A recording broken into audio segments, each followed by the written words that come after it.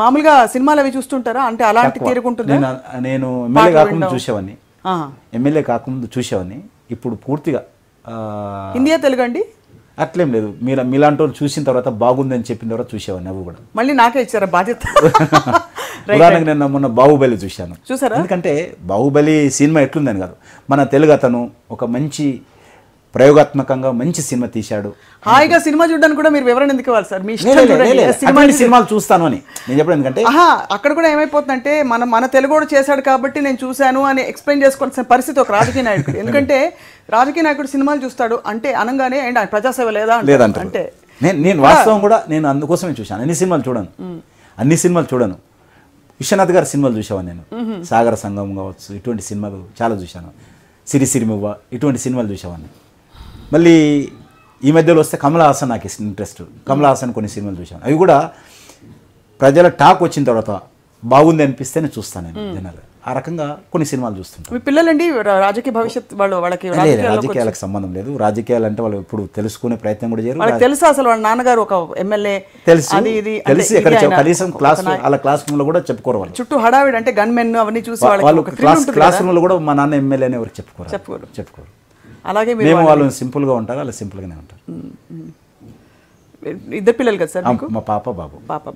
Okay sir.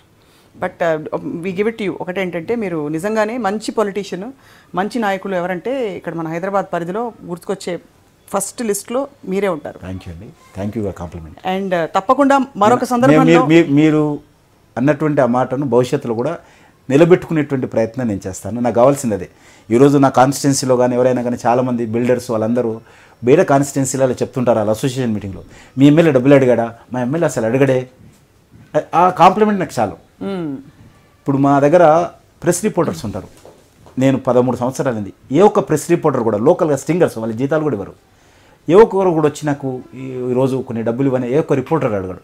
చాలామంది అంటుంటారు స్టింగర్స్ ఇబ్బంది పెడుతున్నారు. మా దగ్గర ఇబ్బంది పెట్టారు. ఎందుకంటే నా గురించి వాళ్ళకి తెలుసు. కిషన్ రెడ్డి ఏ కాంట్రాక్టర్ దగ్గర డబ్బులు తీసుకోడు, ఏ పనుల దగ్గర కమిషన్ తీసుకోడు అనేటువంటి భావన వాళ్ళు ఉంది. కాబట్టి ఈరోజు నాకు కొంత ఇబ్బందులైనా, ఆర్థికపరమైన ఇబ్బందులైనా కూడా దానికంటే ఎక్కువగా ఈ రకం మీరు ఇప్పుడు కాంప్లిమెంట్ ఇచ్చారే అది మాకు చాలు. మా పొలిటికల్ లైఫ్లో ఆ ఒక్క మాట మాకు చాలు. మాకు సాటిస్ఫాక్షన్ ఉంటుంది. ఇంకా కష్టపడడానికి ఆ రకమైనటువంటి బాటలో వెళ్ళడానికి మాకు ఉపయోగపడుతుంది. ఆ మాట చాలు మాకు. ఆ మాట కోసమే తపన మాది. తప్పకుండా మీరు ఇలాగే ముందుకెళ్తూ ఉండాలి. నెక్స్ట్ టైం మిమ్మల్ని ఇంకా పదవిలో మేము చూస్తామనేసి ఆశిస్తున్నాం. థ్యాంక్ యూ అండి కిషన్ రెడ్డి గారు. మరొక సందర్భంలో మా ఐ డ్రీమ్తో మీరు తప్పకుండా మళ్ళీ సమయం ఇస్తాను.